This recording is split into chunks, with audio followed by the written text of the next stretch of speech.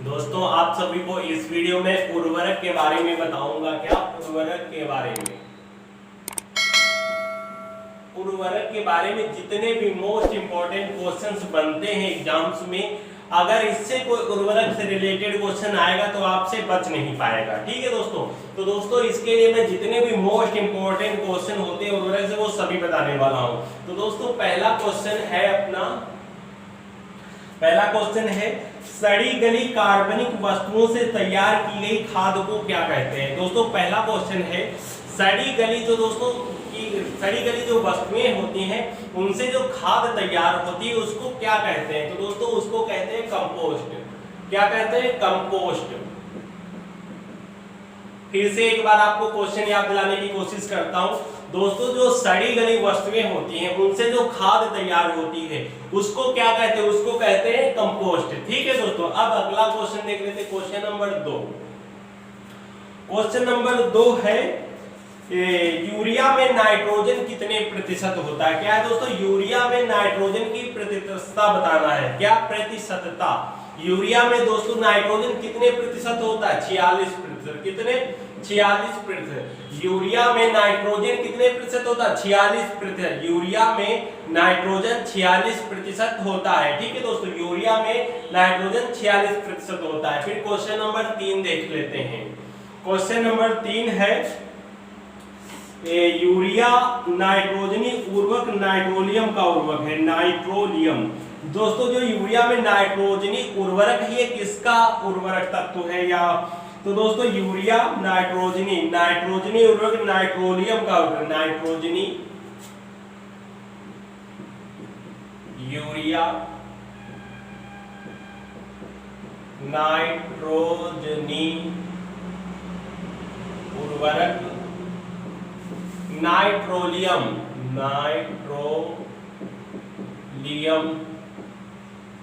उर्वरक नाइट्रोलियम का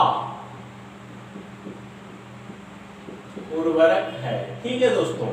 फिर अगला क्वेश्चन नंबर 4 देख लेते हैं।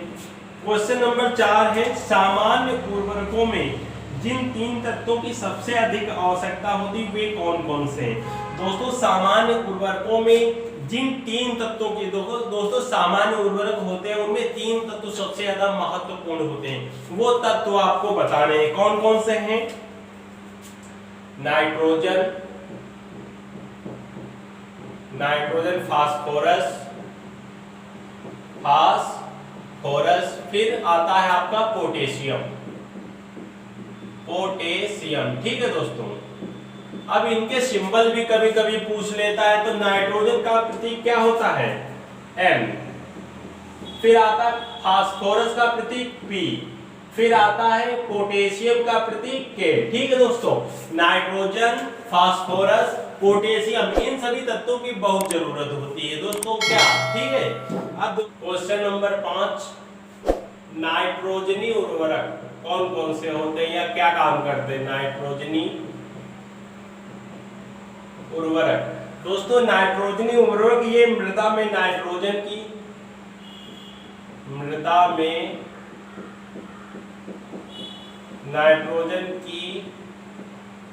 कमी को पूरा करते हैं। ठीक दोस्तों। ये नाइट्रोजनी उर्वरक जो होते हैं मृदा में नाइट्रोजन की कमी को पूरा करते हैं। कौन कौन से होते हैं?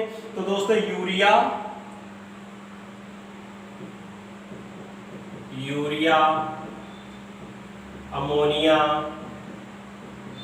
फिर होते हैं आपके नाइट्रेट, कैल्शियम साइनेमाइड, नाइट्रेट और कैल्शियम साइनेमाइड। ठीक है दोस्तों। फिर क्वेश्चन नंबर 6 देख लेते हैं। क्वेश्चन नंबर 6 है आपका फास्फेटी उर्वरक क्या काम करते हैं? फास्फेटी उर्वरक। दोस्तों फास्फेटी उर्वरक क्या काम करते हैं? दोस्तों ये फास्फेटी उर्वरक मृदा में फास्फोरस की कमी को पूरा करते हैं। फास्फोरस की कमी को पूरा करते हैं। दोस्तों फास्फेटी उर्वरक क्या काम करते हैं? फास्फेटी उर्वरक मृदा में फास्फोरस की कमी को पूरा करते हैं। अब कौन कौन से होते हैं जैसे लिख लेते हैं। जैसे दोस्तों आपका होगा phosphate of lime, phosphate of lime, फिर आता है आपका इसके बाद triple super phosphate, triple super phosphate आदि। ठीक है दोस्तों, फिर क्वेश्चन नंबर 7 देख लेते हैं। क्वेश्चन नंबर 7 है पोटास उर्वरक, पोटास उर्वरक। अब दोस्तों बात आती है ये क्या काम करते हैं। तो दोस्तों ये भी मृदा में, जैसे ये आपका हो गया फास्फेट उर्वरक, मृदा में फास्फोरस की कमी को, जो पोटास उर्वरक है ये मृदा में पोटास की, काहे की पोटास की कमी को पूरा करते हैं। ये भी दोस्तों जो होते हैं पोटास उर्वरक, ये भी मृदा में सेम काम करते हैं जैसे नाइट्रोजनी और फास्फोटी उर्वरक, ये वैसे ही पोटास उर्वरक, ये पोटास जो उर्वरक होते हैं ये मृदा में पोटास की कमी को पूरा करते हैं। अब कौन कौन से होते हैं, जैसे कि बात करें, जैसे फास्फेट, पोटेशियम क्लोराइड,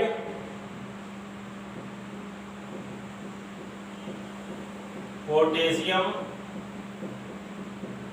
क्लोराइड और पोटेशियम नाइट्रेट,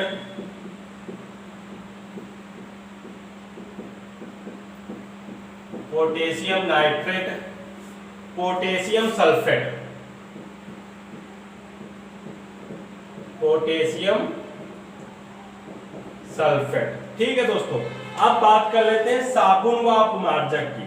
साबुन बनाने की निहित प्रक्रिया क्या कहलाती है। दोस्तों जब भी आपसे पूछे जाए कि साबुन बनाने की प्रक्रिया को क्या कहते हैं, क्वेश्चन नंबर 8 डाल लेते हैं, साबुन बनाने की प्रक्रिया को क्या कहते हैं। दोस्तों साबुन बनाने की प्रक्रिया को साबुनीकरण कहते हैं। क्या? साबुनीकरण। अब कभी कभी पूछता है साबुनीकरण किसे कहते हैं। दोस्तों साबुन बनाने की प्रक्रिया को ही साबुनीकरण कहते हैं, या साबुनीकरण, साबुन बनाने की प्रक्रिया को क्या कहते हैं, तब क्या कहेंगे, साबुनीकरण कहते हैं साबुन बनाने की प्रक्रिया को। ठीक है दोस्तों, फिर क्वेश्चन नंबर 9 देख लेते हैं। क्वेश्चन नंबर 9 है अपमार्जक कैसे होते हैं, अपमार्जक क्या काम करते हैं। दोस्तों आपका क्वेश्चन नंबर 8 है, 9 है सॉरी, क्वेश्चन नंबर 9, अपमार्जक क्या काम करते हैं। तो दोस्तों अपमार्जक शोधन अभिकर्ता होते हैं, शोधन अभिकर्ता होते हैं। ठीक है, अभिकर्ता है। अपमार्जक जो होते हैं वो शोधन अभिकर्ता होते हैं। क्या अपमार्जक क्या होते हैं, शोधन अभिकर्ता होते हैं। फिर अगला क्वेश्चन नंबर 10 देख लेते हैं। क्वेश्चन नंबर 10 है अपमार्जक या डिटर्जेंट पृष्ठ को, दोस्तों ये मोस्ट इंपॉर्टेंट क्वेश्चन है आपके लिए, पृष्ठ तनाव सिद्धांत पर जो अपमार्जक या डिटर्जेंट होते हैं, डिटर्जेंट ये किस क्रिया पर काम करते हैं। तो दोस्तों ये पृष्ठ तनाव के सिद्धांत पर कार्य करते हैं, पृष्ठ तनाव के सिद्धांत, पृष्ठ तनाव सिद्धांत। ठीक है दोस्तों, ये अपमार्जक या डिटर्जेंट जो होते हैं ये पृष्ठ तनाव प्रक्रिया पर या पृष्ठ तनाव सिद्धांत पर काम करते हैं। ठीक है दोस्तों, फिर क्वेश्चन नंबर है 11। क्वेश्चन नंबर 11 है साबुन बनाने में क्षारीय पदार्थ प्रयुक्त किए जाते हैं कौन कौन से। तो दोस्तों साबुन बनाने में कास्टिक सोडा और कास्टिक पोटास आदि का प्रयोग किया है। कास्टिक सोडा, कास्टिक सोडा, और इसका सूत्र क्या होता है, NaOH, NaOH, और कास्टिक पोटास, कास्टिक पोटास, और इसका सूत्र होता है दोस्तों KOH आदि। ठीक है दोस्तों, इसका प्रयोग किसके लिए किया जाता है, साबुन बनाने के लिए। साबुन बनाने में क्षारीय पदार्थ प्रयुक्त किए जाते हैं कौन कौन से, जैसे कास्टिक सोडा हो गया, कास्टिक पोटास हो गया। अब क्वेश्चन नंबर 12 देख लेते हैं।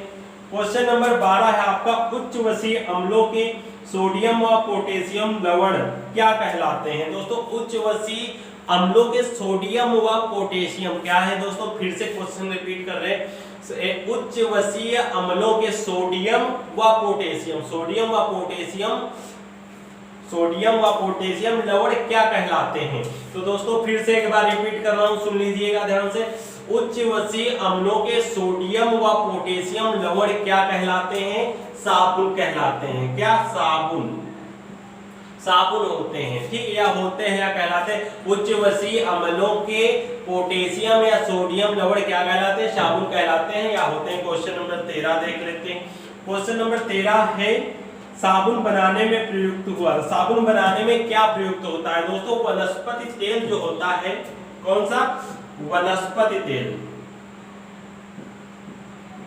वनस्पति तेल का प्रयोग साबुन बनाने में किया जाता है। वनस्पति तेल का प्रयोग किस लिए किया जाता है? साबुन बनाने में।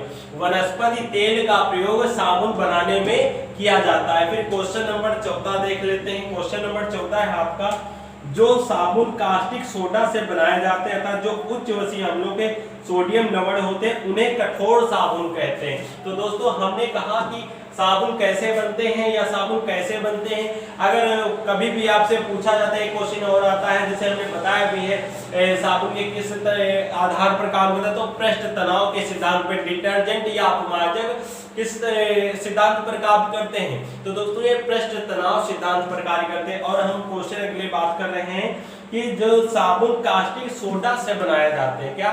जो साबुन कास्टिक सोडा से बनाए जाते हैं अर्थात जो उच्च वसीय अम्लों के सोडियम लवण होते हैं उन्हें और क्या कहते हैं? उन्हें कठोर साबुन भी कहते हैं। क्या? कठोर साबुन, कठोर साबुन भी कहते हैं। और एक क्वेश्चन है मोस्ट इंपॉर्टेंट, उच्च वसीय अम्लों के पोटेशियम लवण से कैसे साबुन बनते हैं? उच्च वसीय अम्लों के पोटेशियम लवण से कैसे साबुन बनते हैं? तो दोस्तों कैसे साबुन बनते हैं? क्वेश्चन नंबर 15, ये मुलायम साबुन बनते हैं। कैसे? मुलायम साबुन बनते हैं। उच्च वसीय अम्लों के पोटेशियम लवण से मुलायम साबुन बनते हैं। क्या है दोस्तों? फिर से एक बार क्वेश्चन, उच्च वसीय अम्लों के पोटेशियम लवण से मुलायम साबुन बनते हैं। तो दोस्तों ये उर्वरक और डिटर्जेंट साबुन से जितने भी मोस्ट इंपॉर्टेंट क्वेश्चंस थे जो एग्जाम्स में आते हैं, आने की संभावना, उन सभी को हमने कवर कर लिया। दोस्तों अगर आप मेरे YouTube चैनल पे नए हैं तो प्लीज चैनल को जरूर सब्सक्राइब करिएगा। Thank you guys for watching.